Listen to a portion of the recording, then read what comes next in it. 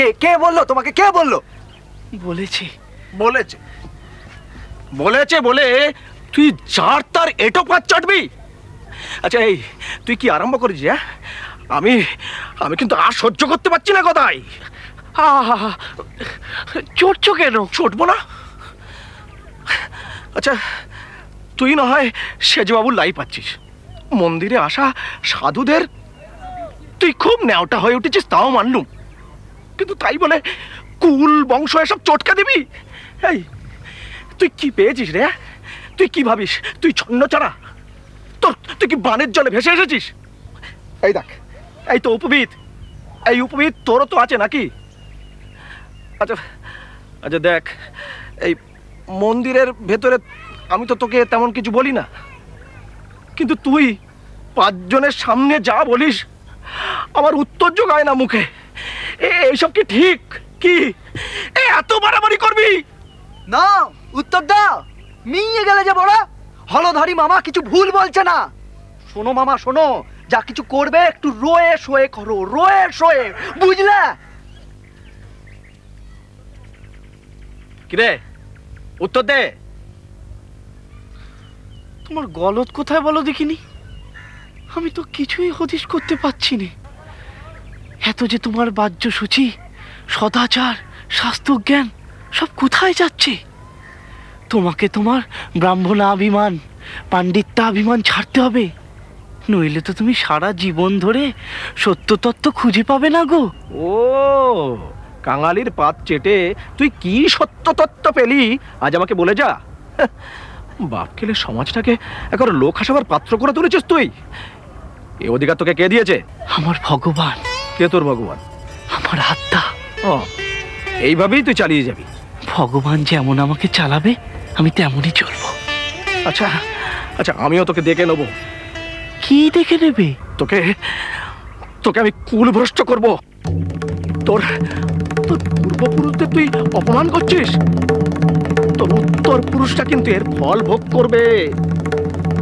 আজ নয় কাল তুই সংসার পাতবি, তোর ছেলে মেয়েদের কি করে বিয়ে হয় তাও আমি দেখব।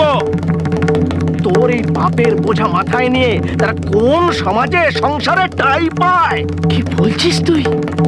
এই তোর শাস্ত্রজ্ঞান? মোটা মোটা পুঁথি পড়িস আর ব্যাখ্যা করার সময় বলিস এই জগৎ মিথ্যে, সর্বভূতে ব্রহ্ম দৃষ্টি চাই, আর এখানে এসে উল্টো গাইছিস। গদাই, কি মনে করেছিস তুই তোর মতো জগৎকে মিথ্যে বলবো আর ছেলেপুলের বাপ হবো? ঠিক ঠিক তোর শাস্ত্রজ্ঞান, তোর শাস্ত্রের ক্যাথায় আগুন। মা আপনিও তো ভাবছেন কেন? এটা তো বিষয় সম্পত্তির বিরোধ নয়, আর তাছাড়া ঐহিক সুখের অধিকার দ্বন্দ্ব নয়। এ ভগবৎ পথের মত পার্থক্য, এর নিষ্পত্তি ভগবৎ পথেই হবে। আমি সারাদিন আজকে মন্দিরেই কাটিয়েছি, কিছু খোঁজ খবরও নিয়েছি। তাতে যেটুকু বুঝেছি তা হলো হলধারী ঠাকুর কনিষ্ঠের প্রতিপত্তিতে কিছুটা বিব্রত। অবশ্য এটাও ঠিক যে আপনার আঁচলের ঠাকুরটি মাঝে মধ্যে বেশ বাড়াবাড়ি করে। ওর ভগবানের প্রতি আচরণ দেখে অনেকের কাছেই আদেকলেপনা মনে হয়। তোমার কি মনে হয়?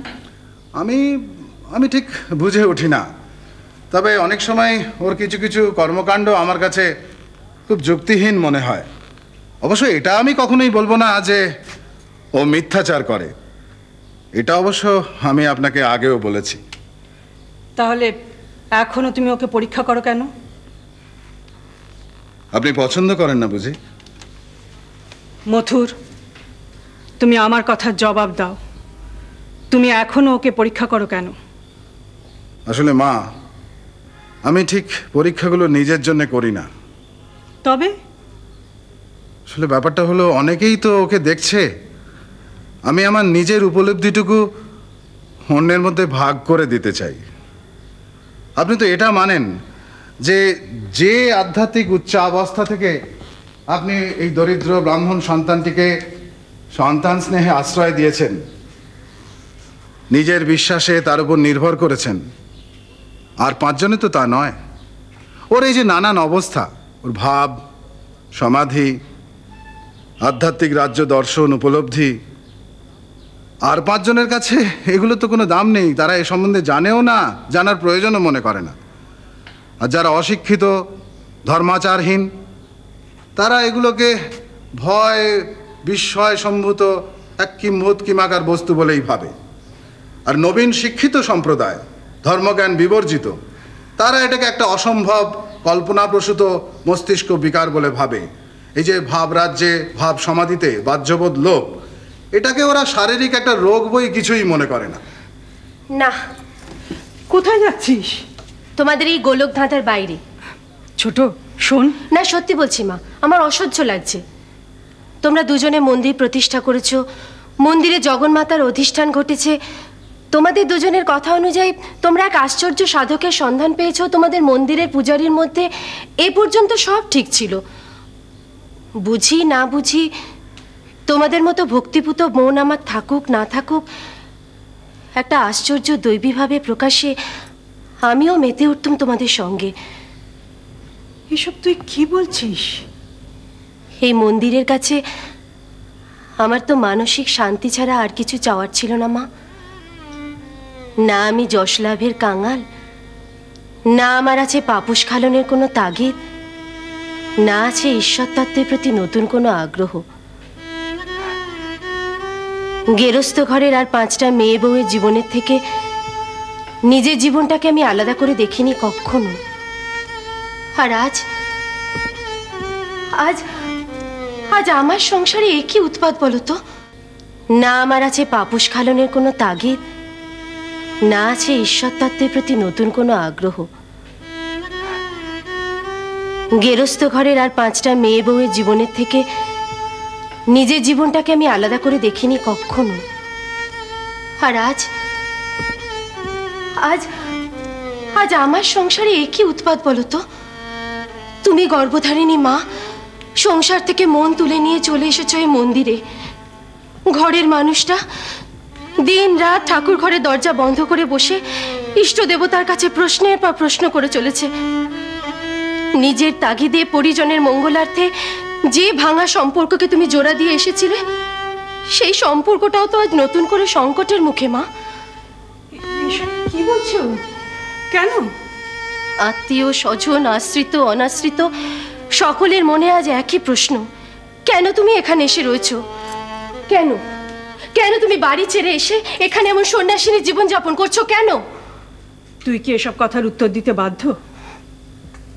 অন্যের কাছে না হলেও নিজের বিবেকের কাছে তো বটেই মা।